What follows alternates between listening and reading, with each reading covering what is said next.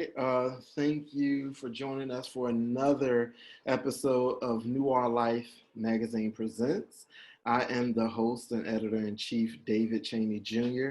And today I have the amazing pleasure of, and pronounce your name for me, Akua. Akua from the Geechee Experience, one of the founders, content creator of the Geechee Experience. Let me tell y'all about this thing.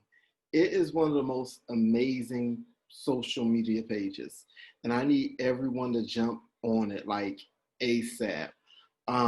Before we got into the interview, we were just talking about how the Geechee Gullah culture is such a hidden um, culture within the Black culture. We don't talk about it. We don't share it as much.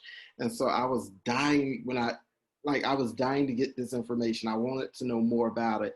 And it's so crazy because so much of the Geechee Gullah culture is interwoven into our everyday life, to be honest. And we just don't recognize it.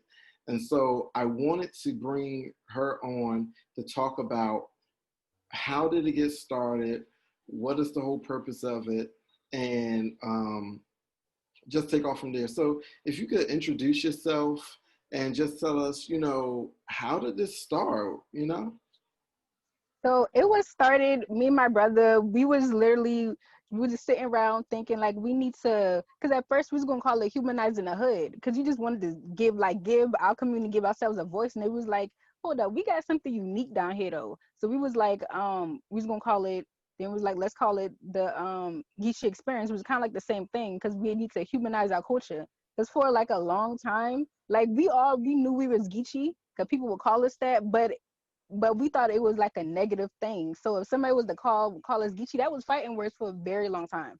And even some of the elders that like within the Gullah Geechee community, they have like extreme trauma if you even hear if you say Gullah or Geechee because they went to Catholic school and you were getting like hit with a switch or just something if you spoke Geechee. Um, so fast forward today, we was like, you know what, you can be Geechee and you can be successful. Like the two can coexist together. So we created this platform and literally like our video blew up overnight. We recorded our first video called Geechee 101. This to introduce people to, I how we remember talk. that. And I made sure I put in it is not slang, it's a language. So I want to say that was like about 10 minutes just going over like common words that we say down here and like literally like overnight it blew up and that showed us okay yeah like the people ready for this and they see what we doing. They see the value in what we are doing, letting people know that the way we speak is an actual language, and you can be. It's a badge of honor, not a badge of shame to be Geechee. So that really blew up because like literally when I say it went viral overnight, like it went viral overnight. Wow. I want to, because I have ties to South Carolina. My father's biological father is from South Carolina, Allendale to be exact. And uh, a joke that me and my grandmother kind of used with him sometimes when he says something and we can't understand it when he gets like high pitched and he's like upset, and it's like, there's that Geechee. I said, there's the Geechee coming out because sometimes I can't. And then I realized I do it sometimes too because I learned it from him as a kid. And it's so interesting just the generational things that we pass along. Even if we didn't meet an ancestor or an elder, we still have a lot of their characteristics, right? So I want to talk about what was it like growing up? Because you was in the thick of it. Like you were born and raised in South Carolina, correct? Yeah. So what was that like, the growing up in that? And you mentioned before it was a term that was like a derogatory term. What was that like growing up in that moment, in that time? So it was interesting because so my great grandmother was from South Carolina, but she left during the Great Migration, because she was working in the field, sharecropping, and she was being raped in the the extensive like racism was everywhere in America, but down south it was more brutal. Yes. um so she left. So my mother was actually born in New York, but she moved to Charleston before she had me. So with me and my siblings it was kind of weird because of course naturally we was born and raised here, so we're Geechee. Our Geecheeness was it was there, but being that my mom was from New York, they's looking at us like, why are you talking like that? So so we got that experience. It was kind of challenging because I'm hearing it from my family, like, why are you talking like that? We're hearing it at school, why are you talking like that? But in my community, it was like, it was common to speak like this. So it was kind of like, I guess, kind of like WEB the voice, like that double consciousness. I'm just like, okay, what do y'all want us to do? Like, this is the way we speak, you know. And even my mom being from New York, though, she was like, because she lived down here for over 20 years, just turned 27. She even has like a Gullah Geechee accent in certain words that she used, but even still, it was just like, why are you talking like that? Like, just with certain words and grammar that I was using. So I would say for a while it was like a battle between my own identity, because I wasn't really sure, like, because you can't expect me to speak, you know, I don't know, which I guess our parents want us to kind of speak quote unquote proper English, because English was seen as a survival tool, honestly, just like with Spanish speaking communities. You know, they want the kids to speak English because that's like a survival tool. Because you know, you're a target if you're not speaking quote unquote standard English. And I use that loosely because I always say, like, who says like American English is the standard? Exactly. Um, so it was a challenge, but I was a rebel. I feel like that's just in my blood. I feel like I'm proud to say I'm a descendant of a Gullah warrior because I was like a true rebel. So in school, like, I know I had some code switches. What our family would tell us when you're in school, where you turn your Geechee off, but I never felt comfortable doing that because I'm just like, if I'm getting my answers right, if you can still understand me, why do I need to turn a part of my culture off? You know, nobody else in the school has to turn their culture off, but people who speak Gullah Geechee. So I would say growing up, it was like, it was a constant battle between, you know, being yourself and also like really surviving. So at a while though, you know, we did assimilate to what we had to do to survive. So like literally in school, I will write my work in Geechee because that's how I think, that's how I talk. And but I will convert it into like American English because I know that's what my teachers wanted. Um, but that was a constant battle. And then I spent some time in foster care, which was really, and which really opened my eyes to where I realized not everybody speaks the way I do. Even though like I was aware, but I thought, okay, that's just like further up north. But I was in foster care for a while and I was sent to Colombia, and it was a total culture shock because nobody around there, they spoke Geechee. They was calling me Geechee, and then going back to, I said, like, that was a fighting word, so I was ready to fight. But they look, but and it was so weird because I was from Charleston, because I was Geechee, though, people was kind of scared of me. They were like, oh no, don't mess with her, she Geechee, she Charleston. I'm just like, what? Oh But wow. I use that as like I use that as a badge of honor though, because again, you know, you in foster care, don't want anybody really messing with you. I'm like, yeah, from Charleston, yeah, Geechee, what's up? But and I realized that everybody don't even eat rice, and that really blew my mind. They trying to feed me potatoes and whatnot. I'm like, no, I need me some rice. Like, what going on? You know, that's Like, another thing I have. I definitely said, oh yeah, that's my Geechee side coming because I love rice, and I keep rice in my cabinet. But you mentioned, you know, being in foster care and being um you know, being in school where you had the code switch. What was the moment you realized that, oh snap, I'm Geechee. Like, I'm different. Like, I'm not like the other kids, but within that, I'm not even like the other black kids. honestly, when I was in foster care, because like I was bounced around from foster home, from group home to group home, and not even in Charleston. Cause I ain't gonna lie, I ran away because the foster home they had me in Charleston, it wasn't, to me, it wasn't safe, so I ran away. So for in the DSS mind, they like will put her somewhere she's not familiar with, which I feel like is some on some plantation style mess. But so I was shipped off to like different parts of South Carolina, like Conway, North District. So I'm literally like in somewhere, I want to say even in Greenville, and that's when I realized, okay, yeah, I'm different. Cause literally everybody in the school was like, "Where are you from? Are you from an island somewhere? Like, where's this girl from? Like, why do you talk like that? Like, you know, like." But some of it wasn't even mean. It was more like they're just so interested in like the way that I speak, the way that I talk, like everything. That's when I realized, oh, okay, so I really am different. And that's when, like, for a while, like in foster care, my nickname was either Geechee or Chucktown because they was and that's just how, like, how much I stood out like a sore thumb. So Wow. that's when I really was like, okay, so I am Geechee, but nobody was really teaching me about what it meant to be Geechee. And again, some people just thought it was like something to be scared of. So So I knew I was Geechee, but the pride in being Geechee, I say it wasn't really there. It was just something that okay, I knew was Geechee, and that was like my protection blanket. Since like I'm in foster care, I'm out here by myself. I need some ways so people don't think they can mess with me. Then I'm not that small. I'm not that big. I'm 5'1". So at that time I was like 12, 13. So I was smaller than that. But I would say what really opened my eyes to take pride in being Geechee was after I graduated high school, ironically, and I went to college and I started taking like a bunch of different African American courses because I was always interested in my history, but it was never present in the school system. Like they start our history off from slavery, and then white people freed you, and then that's it. That's That's right. literally it. You're absolutely right. That's exactly That's how it goes. literally it. Like, and so when I went to college, it really like it blew my mind. And then I started just diving deeper into okay, what does it actually mean to be Geechee? Cause for a while I didn't even think I was Geechee because I didn't well, I know it was Geechee, but I didn't feel like a real Geechee because I didn't make the sweetgrass baskets. And I thought that was like the basis for it. And then I realized, no, like that, being Geechee is deeper than making baskets.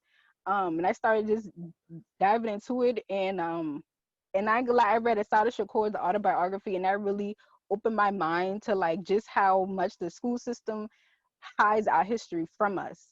Yeah. And so I just started. Oh, Oh, my bad. Sorry, I had a call coming in. Can you hear me? yes, I can hear you. Okay. Then I just started I started digging deeper into my history, and then it's like literally like a light bulb just went off, and I'm just like, okay, hold on. It's deeper than just the way that we speak. Like being Geechee something to be take pride in, because I'm realizing, this was created by our ancestors under slavery.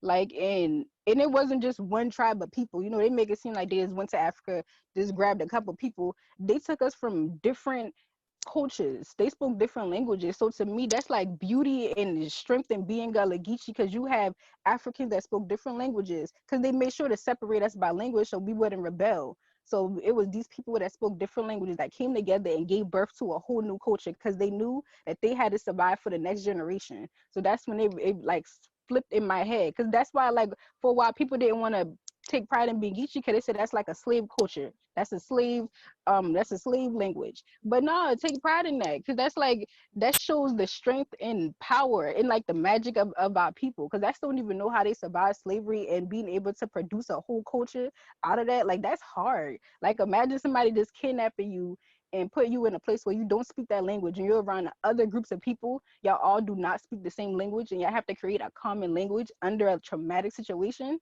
So like, sorry I'm being long-winded, but that's really when like it No, that's good. switched in my head, and I'm just like, this is something like to take pride in.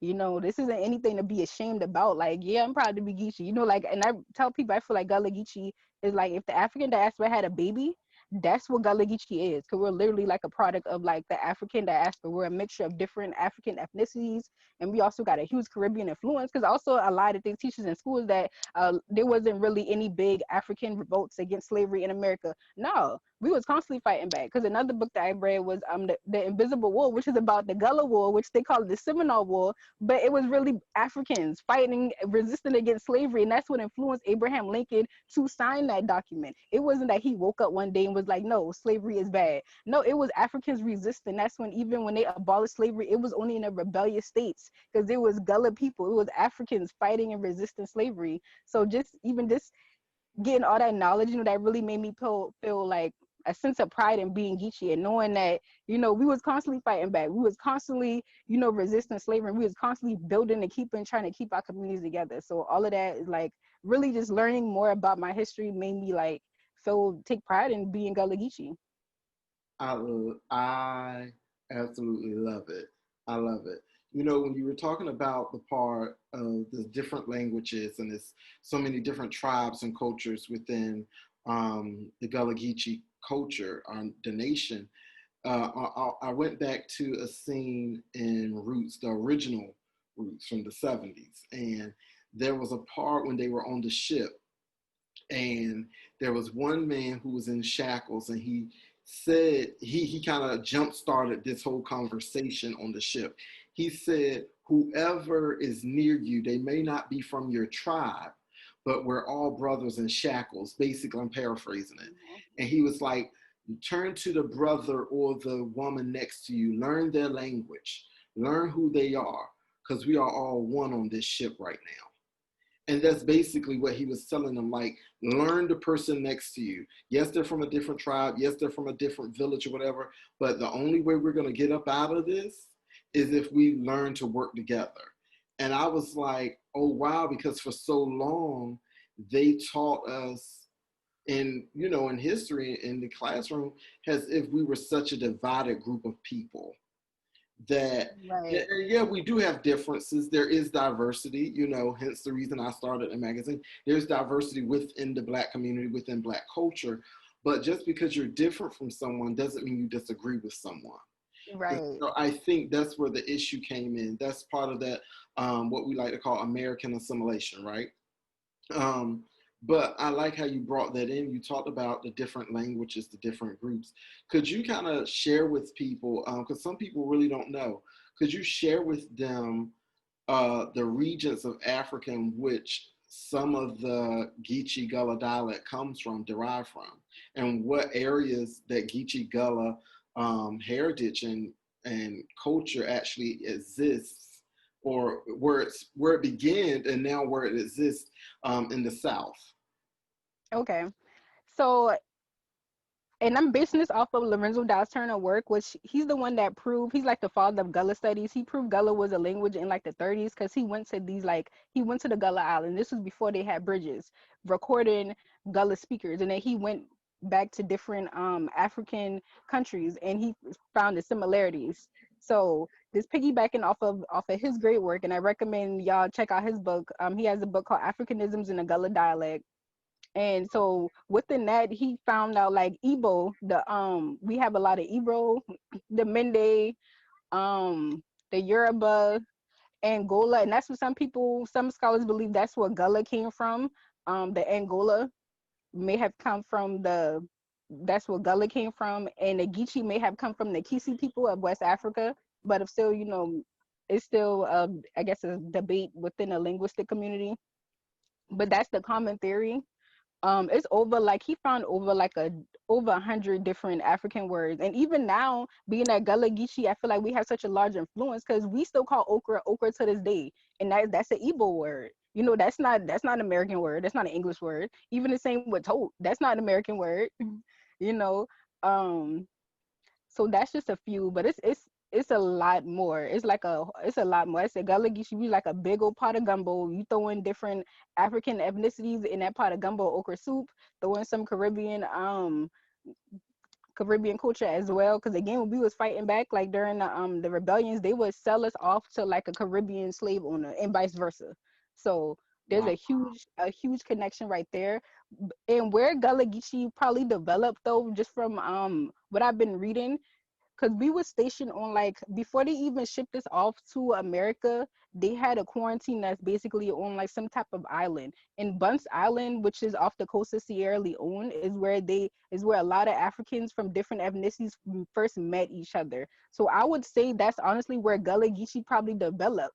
Because we had to create some type of like Creole at first. If we're all cramped in, like it's not like we had space. They didn't make these slave dungeons and castle, like suitable. It wasn't like a hotel. We were like really just thrown in there. So to me, that's probably where it started to develop. And then as they shipped us off to different areas, that's when we was able to really hold on, especially in the South, because the South Charleston area, the coastline, it was real similar to the climate in Africa, so West Mhm. Africa. But the European settlers, they couldn't adapt to the climate.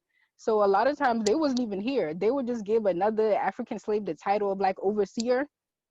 So we were literally on these plantations by ourselves. And that's also how we was able to hold on, because we didn't have a lot of European influence. We didn't have a lot of white influence on our culture, which is why we was able to develop a whole different language.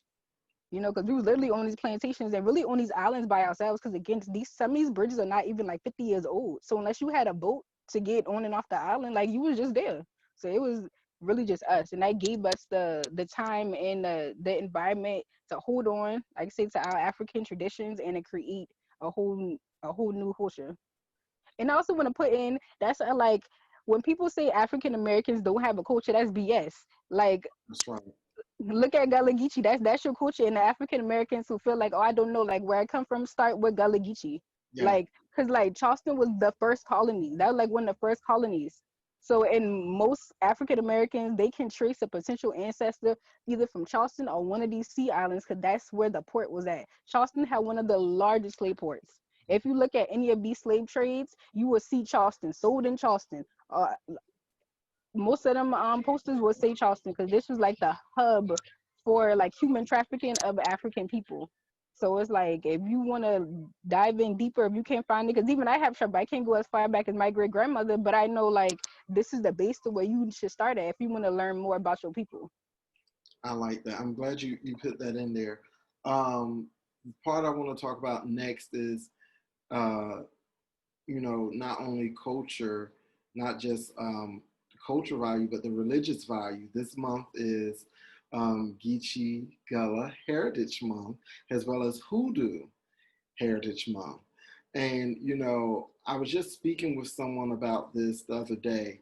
A lot of times when they thought of um, what they call black magic or voodoo or things like that, it's automatically seen as evil. It's automatically seen as witchcraft. Uh, but now people are starting to do other studies, black people, and they're realizing, no, this was their way of connecting with nature.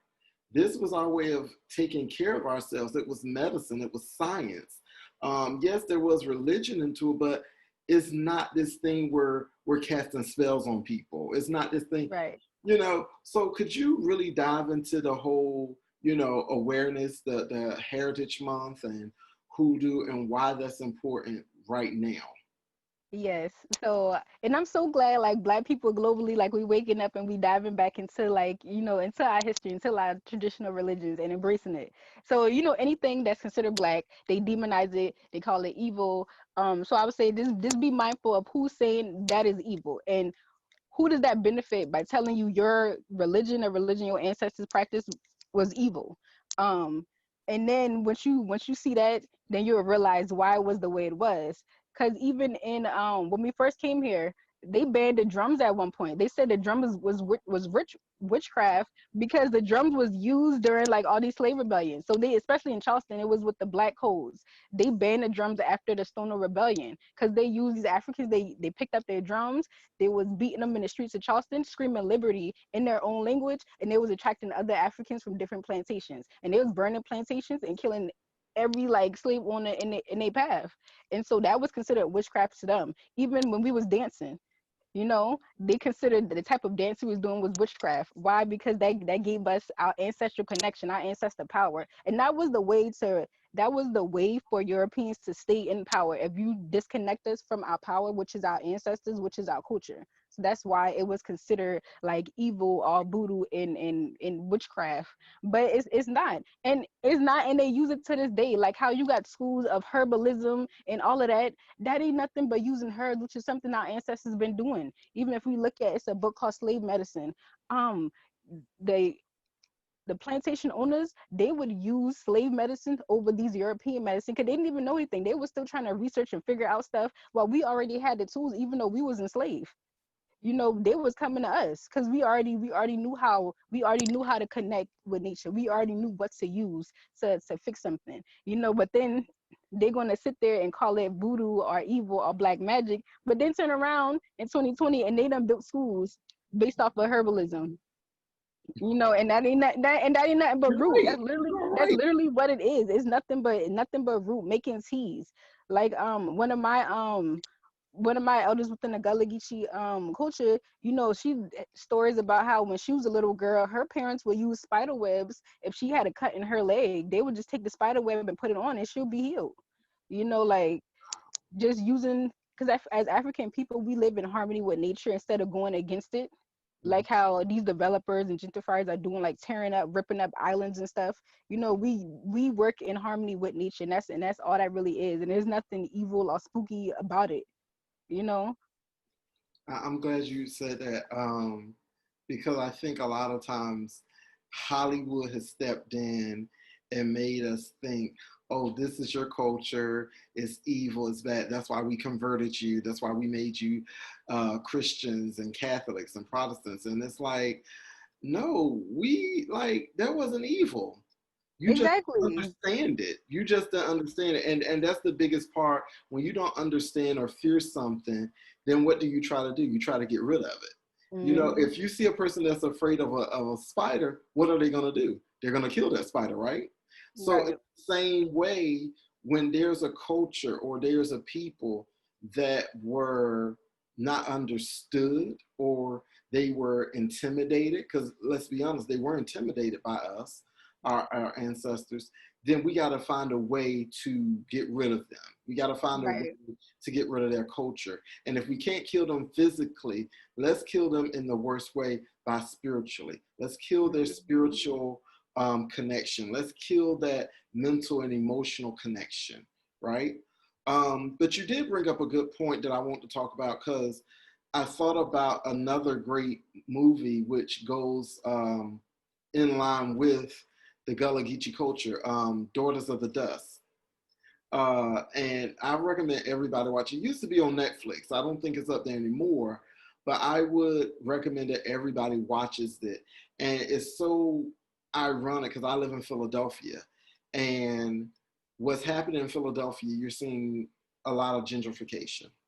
And for those who don't know, gentrification is basically a process when developers come in and they just urbanize the area. So areas that were once vacant, like they'll take a vacant building, turn it into condos, and sometimes they're kicking people right out of their own homes. Let's just be real about it. And there's processes that goes along with that. A lot of them legal, some are illegal, but we're not going to get into that today. But could you talk about how gentrification has kind of been a barrier for the culture in South Carolina and other areas where Gullah Geechee culture, Geechee Gullah culture, has been prevalent all these many years and now starting to disappear, kind of, sort of. What's happening with that? So what's happening with that is that it's changing the way that we move and live. Cause like for example, downtown Charleston used to be predominantly black in like the 60s, even up to the 80s. So even like less than 10 years ago, downtown Charleston used to be predominantly black, but now it's like predominantly white. And you even have, if you ask people in Charleston, you going downtown, we always say no. The only time we go downtown is if you're going to work. Cause it's like we don't even feel welcome no more downtown. It's like, and that used to be really like our Black Wall Street, because everything, you had black businesses, we had schools downtown, Burke, um, like which was a school started by a black person, but it's like now the gentrification is so bad that you can't even afford to live down there. And it's happening a lot on the islands, and which is so crazy is that these homes was created because white people didn't even want them. This was nothing but marshland. But our ancestors and our elders, our grandparents, they saw value in it. They turned nothing into something like how we always did. And now all of a sudden they want it. And the trickery, how they go about it is, if they buy a house that's next to yours and they build it up, they can raise the taxes. And if you used to paying only like 1,000 in taxes, and then all of a sudden you got to come up with 8,000, like That's how and they. like of course that's not realistic. That's not realistic. Or they'll use stuff like eminent domain. Like I shared an article a couple weeks ago. This woman, she inherited like a lot of land from her great grandfather who bought it and Dominion Energy, which is the new SCNG in South Carolina, they want to run like a gas pipe through her land, and she told them no.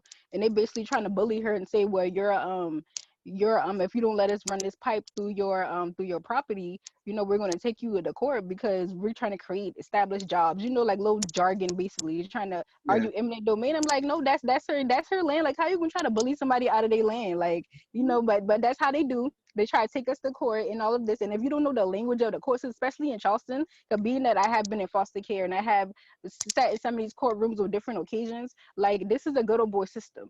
It's definitely not fair. It works. It's the people who are working in these companies, they know the judges, they know the police officers. So it's all about who you know. So if they gonna take a black person to court, and then also going back to like linguistic discrimination, if that person only speaks in Gullah Geechee, they're not even gonna try to understand. They're not gonna give you no translator.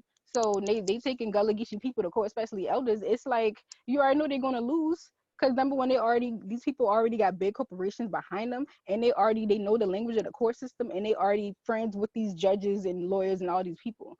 So it's like the trickery that they do to get people out of their land. And one, because we just lost another restaurant in Charleston, Martha Lou's, that was here for over like 30 years. I saw the Um, campaign for that you guys were doing to save it. and it was so sad. She was, and she's 90 years old, so it's like I don't expect her, because she like I don't expect her to rebuild, and she shouldn't have to. And the fact that she was there for that long, and that they're able to just sell it up under her and be like, get off, was is like, to me, that just a slap in the face. And that shows, like, going back to how I say, like, a lot of these developers and gentrifiers, they work against nature, they work against the culture. Like, instead of working with it, like, y'all work against it. Like, that was a staple within the Gullah Geechee community. And to me, if you were smart, you would just work with her, instead of like tearing apart like a well-known restaurant. But that's really just showing how bad gentrification is happening. A lot of people are leaving Charleston now. And then this been happening for a while. So you even have like generations of Gullah Geechee people who never really experienced living on the land. Like a lot of us, like our experience is Section 8 apartments, renting, because because like our parents and their grandparents already lost their land, and it's a challenge getting it back, especially if you're not taught the tools, or if there's so many obstacles in your way. It's like people always say, "Oh, pick yourself up in your bootstraps," but it's easier said than done, especially when you constantly have obstacles being thrown in your way. Yeah, and I often think about a story someone told me about. I forget about the golf course that's down in South Carolina. Is it Hilton Head? What, I forget the name. Oh yes, And Hilton how it Head. was once a thriving Geechee Gullah community, and they, like you said, they used trickery, moved all of those people off, forced those people off their land, and now it's a golf course, right? That's where we see some of the PGA tours and all of that happening. And it's just like, wow, if people only knew the history behind, that island. And so I think it's important for um, organizations like yourself, like what you and your brother have created, to tell our story, to tell about this part of us that we have not acknowledged. And to be honest, we weren't even given the chance to acknowledge it. I think, and this Right. is something I want to bring up. Our closest, I would say, an African American child growing up in the last 20 to 30 years, closest idea of Geechee Gullah culture was, and you all probably already know what I'm about to say, Gullah Gullah Island, Yep. right? Yep. And I remember growing up watching that, and I was intrigued because one, it was a black family lived in a beautiful home on this island, and you remember when they would do the little trips, like they would get on the ferry and they would take the truck and they Hmm. would go shopping, and I just enjoyed seeing that because one, they look like me, right? Right. Um, but listening to some of their words now, as I got older, I was like, hold up, those are actual words in like the Geechee Gullah dialect. Like for instance, I was laughing with a friend one day. I was like, pollywog. I said, that's a frog. And she was like, oh yeah. And so when we went to the African American Museum in DC, and they had a section dedicated to Geechee culture, I was just floored. I was like, finally, we have a space. Right. We have a space. We're not this imaginary people, right? And so, another thing I want to talk about is the that we all grew up with. And I even grew up with them because I grew up in a rural part of North Carolina, and most of my teachers were Black. A majority of my teachers were Black, and a lot of them were HBCU graduates, right? And they incorporated those, I call them Geechee fables. But what I don't know what's the right name for them, but we called them I called them Geechee fables in my head, but they were like Bruh Rabbit and Oh Bruh yeah. Fox. And, my grandfather, who's 85, still tells those stories like, Bruh Fox was coming and Bruh Rabbit. And, it's so interesting how all of this is interwoven into American culture, but they don't pay homage to the ones who created it. You know, Right. same thing with a Nancy. Is it a Nancy the spider? Right. Con spider from West Africa, but they make it as if, oh, we just found this, this interesting story along the way. No, this is our culture. You guys Right. stole this from us when you brought it over here. But Exactly. moving forward, what would you tell young people, especially young Black people, um, moving forward about learning their history, being engaged in the community? Because that's something I really seen you guys do with your page as well. Um, and then with the upcoming election, those who are able to vote, what is your advice to those young people right I would say self education is so important. Don't never be so dependent on somebody else to educate you on what you need to know. Cause like this whole path, everything I've been on was due to my own like self education. And like I said, that I feel like everything I opened my eyes after I graduated from high school, and I started just like reading stuff even like outside of my college courses, because they only go but so far, can only go but so deep. So I would say if there's something you want to know, then especially now, like I feel like we're past the age of information because we're constantly bombarded by so much information. But like now we have access to so much stuff. So use your phone. You wanna got a computer in our hand, honestly. Like, and if there's something you want to know, like read, like go to the library, like read, because then everything you can't find on the internet, because a lot of this stuff that I'm learning is from like books. Like and like our people who put out these books back in the day, they were risking their lives. Because again, like the Black intellect, that was a threat. It was illegal for us to learn how to read or write in English. Like I always just think about that. It was illegal. If you knew how to read or write, you were dangerous. You was going to get killed. So like these books and stuff our people put out, look at those and read those, because like the answers that we are looking for is right there. They left it right there for us. So I would say that. um and what was the other question? now? Oh, My bad. so that's good. That's okay. So the other question, with the upcoming election and about it's less than 2 weeks away. Um, Right, and yes. then like I said, I see you guys being very engaged in your community, and Oh not yes. just your local community. You guys are engaged globally. With everything that's happening in Nigeria and the other African countries right now. What would you say to a young person that want to get involved? What would be your encouragement to them? Because sometimes we get burned out, even as adults, doing the work that we do, we get burned out. So, what would be your encouragement, your advice to those young people that's Right. heading down this road? I would say definitely study the people who already done what you want to do. Because number one, I feel like it can help you to not fall into them same mistakes they did. And it can help you see what you're up against. So like for example, we have a lot of people out here, we're protesting again, Black Lives Matter, which I used to be a part of the local chapter in Charleston, but unfortunately the leader Muhaddin, he was killed a couple years ago. um and so I would say, and but back then we didn't have as much support as I'm seeing now. Yeah. So like I salute all the young people on the ground right now. And now, we're in a pandemic. So that's another element that we have to add to it. So I would say study the people who already been out here doing it. And Muhaddin left a lot of videos and information.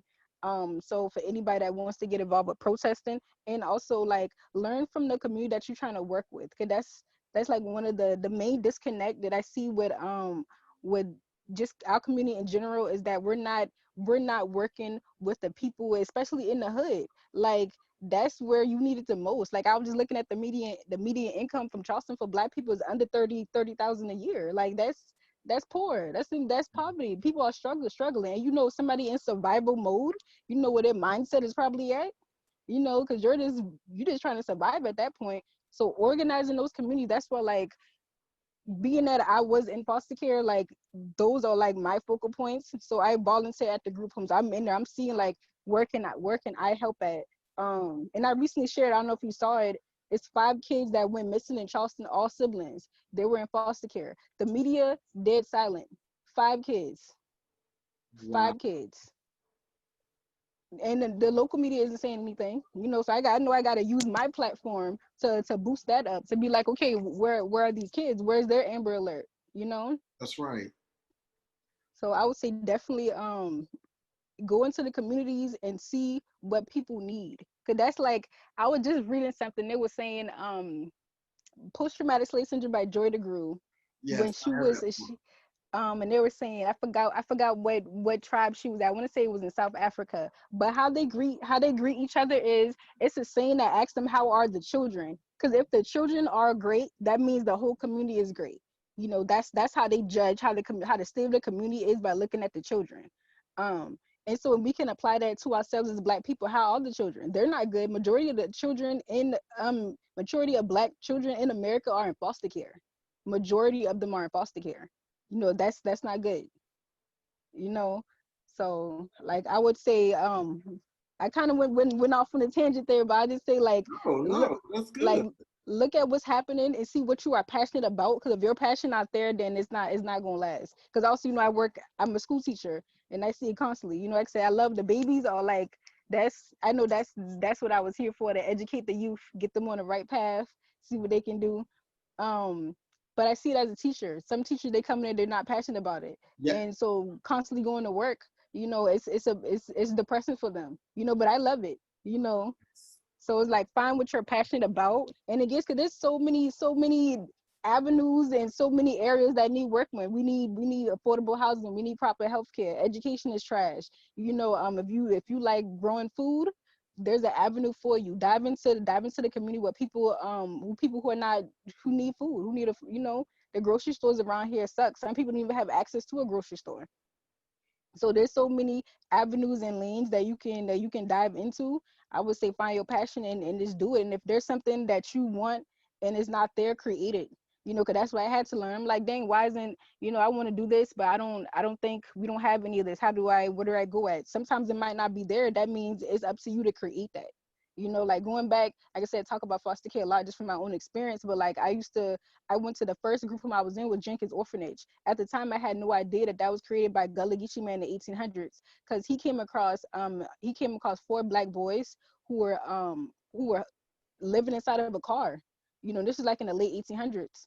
And it was snowing that day in Charleston, and it barely snowed. So I can just imagine, like, how freezing it was. And so he took it upon himself, because there was no group home for Black kids, especially at that time. And he created a group home, and that was thriving to the point now, like, they created the Jenkins band, and they went all over Europe, traveling, raising money, because not like the state wasn't giving him money to take care of these Black kids. No. So Is that he took it upon himself. He taught them skills, survival skills. He taught them skills so they can thrive. They can move beyond surviving. You can be thriving yourself, and independent on yourself. He taught them, how to play an instrument, how to grow your own food. And that group home is still standing to this day. It's no longer called Jenkins Orphanage. It's now called Jenkins Institute for Children. But just like that, like, if you see there's a need and there's not a solution for it, then you be that solution and go out there and make it happen. Be about that action. wow? You know what? That's a great way to end it. That was great. I am eternally grateful to you and your brother for what you guys have done to open the world up to who we are as a people, to talk about the Geechee Gullah culture and the Geechee experience. I'm grateful that you took out the time to share your story and so much vital information with us today. And I'm just looking forward to, like, what's going to happen with you guys moving forward. And I'm telling you all now that are watching this, please follow their page. It's called the Geechee Experience. It's on Instagram. I believe you guys have a face. Do you guys have a Facebook page as well? Yeah, we on Facebook, Twitter, and we got a TikTok. So I'm telling you guys, vital information, and they're not just talking the talk; they're walking the walk. They're actually out doing a lot of community organizing in their community, bringing awareness to a lot of things. So once again, thank you, sister, for taking time out today. I know you guys have been busy, especially with this month, been our Heritage Month, but thank you once again. And I definitely look forward to interviewing you guys again, have you guys back on the show. And you can meet my other writers and team, and we can have like a big old jam and everything. Most definitely. Um, and like I said, when this whole pandemic is over, Right. me and some members, team members, we're coming to South Carolina because that's home for me. So Man, if this pandemic wasn't here, cause last year around this time we did a big crab crack and it was so beautiful. Man, we would have did it again. But there's no way we could have did a socially distanced crab crack. Ain't nobody want to eat crab 6 feet apart. no, that would have not. And I have a friend on the team that would have loved that. Shout out to Larice. She would have loved that. So thank you once again. You guys make sure you check us out, subscribe to our channel, subscribe to their information as well. I'm going to put it all in the little contact information in the bottom. And join us next time for Noire Life Presents. All right, y'all take care.